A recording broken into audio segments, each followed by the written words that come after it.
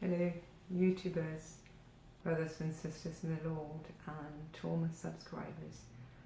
It's been a long while, or quite a while, since I did my second video with regards to the 4 facts that undergird the resurrection of Jesus.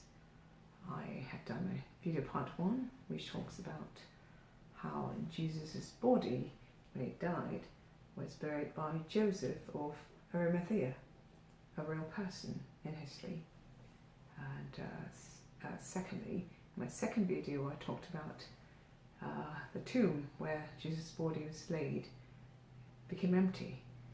His body disappeared, and the Jews start spreading all the lies and the false allegation that his disciples had stolen his body, which is a very strong evidence, actually, a very good evidence that Jesus' body indeed had disappeared, had been gone. It's no longer laying there. And today, the third part, video here, I'd like to talk about the multiplicity and the independent attestations and sources of different people witnessing the appearance of Jesus and personally experiencing and having seen him appearing after his death. So witnessing the appearance of Jesus after his death, showing that, that the witnesses was alive, basically. So, yeah, firstly is, okay, I think I'm getting to, these evidences or these facts that undergird the resurrection of Jesus, with the hope that the video will help those of you who are not so convinced with people who have personal experiences about Jesus. Because some of you who do not believe in Jesus as God may think, oh, that's just a private personal experience or opinion or whatever, or circumstantial sort of, not evidence, not hard evidence, but we do know that among all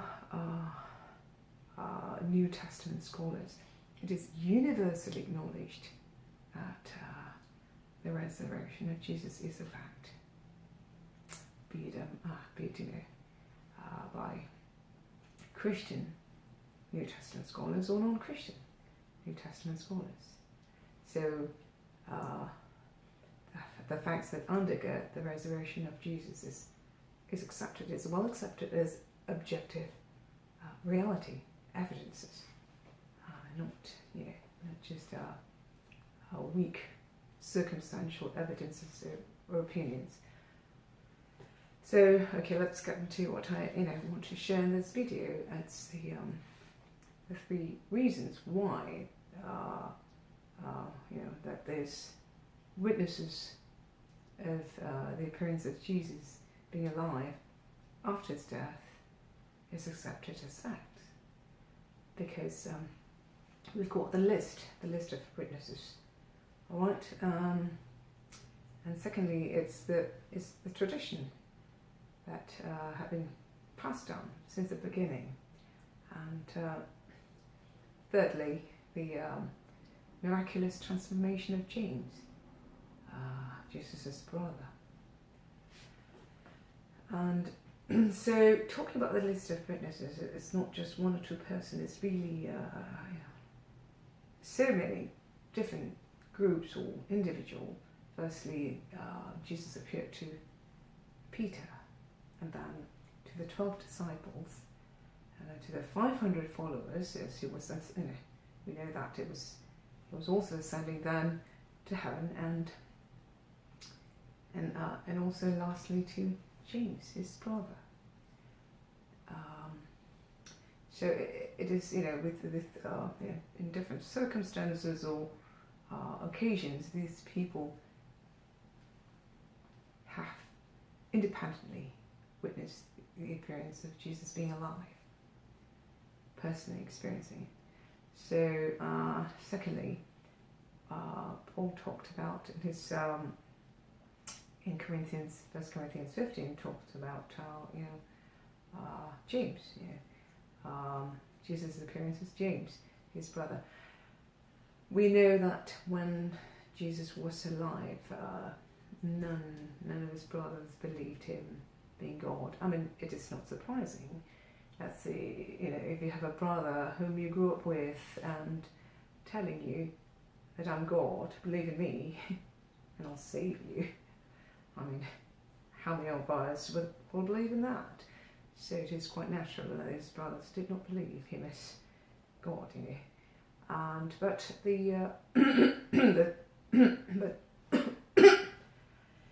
it's mentioned by Paul that the Lord had appeared to not just mentioned by Paul about his how in 1 Corinthians 15 how it's a tradition passed down since the beginning, how Jesus had risen, or rose on the third day, had resurrected, and also appeared to James.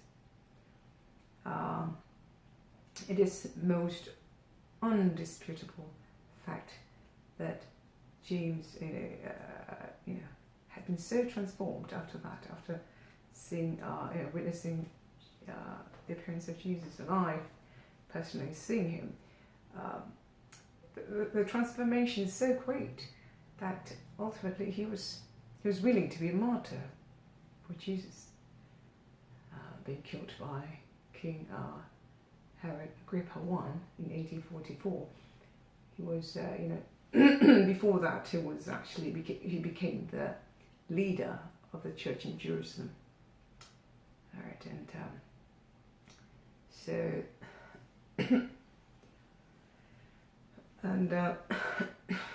and we also know that the four Gospels, they all concur with regards to the witnesses, who were the witnesses, having personal experience of Jesus being alive, and also his resurrection. One way or another, they all concur. So all the Gospels are in agreement. And last but not least, I thought, a New Testament scholar, a critic of the resurrection, but yet acknowledges as this being a fact of Jesus' resurrection. And this German New Testament scholar's name is Gerd Ludemann. Let me quote what it says here.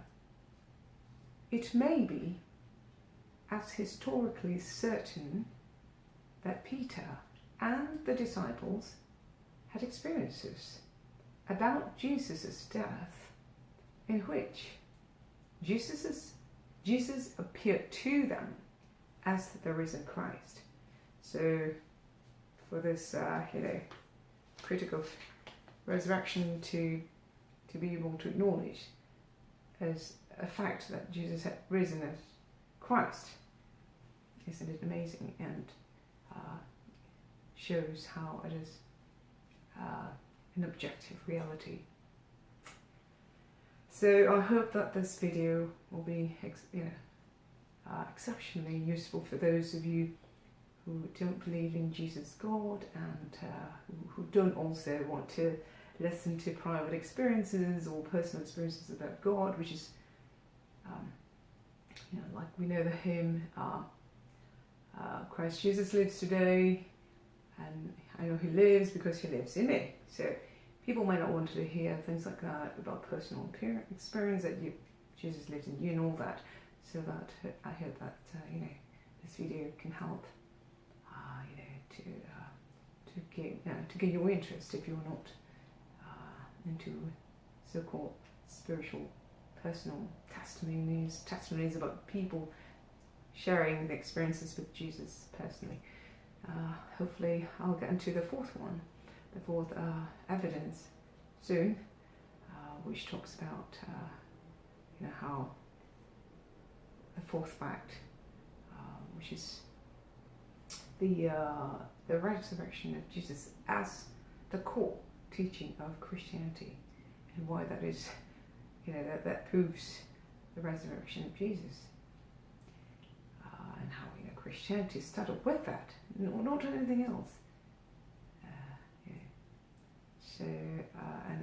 people just, you're willing to die because of that belief. I guess that's all for now.